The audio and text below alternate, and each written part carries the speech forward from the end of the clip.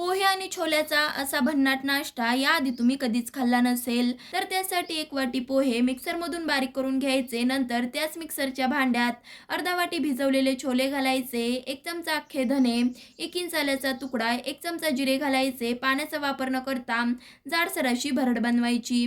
आता एका बाउलमध्ये बनवून घेतलेली पोह्याची पावडर, चिरलेला कांदा, चिरलेला टोमॅटो, हिरवी मिरचीचे तुकडे, चवीपुरतं मीठ, पाव चमचा हळद, चिरलेल्या कढीपत्त्याची पाने, कोथिंबीर घालायची. नंतर जी आपण बनवून घेतलेली छोल्याची भरड होती ती सुद्धा घालायची. सोबतच अर्धा वाटी पाणी घालून घट्टसर असं पीठ भिजवायचं. टिक्कीचं पीठ भिजवून झाल्यावरती अशा पद्धतीने टिक्क्या तयार करायच्या. तुम्ही तुमच्या आवडीनुसार टिक्कीला शेप देऊ शकता. काही टिक्क्या तयार झाल्यावरती मीडियम गरम तेलामध्ये छानपैकी अशा शालो फ्राय करू.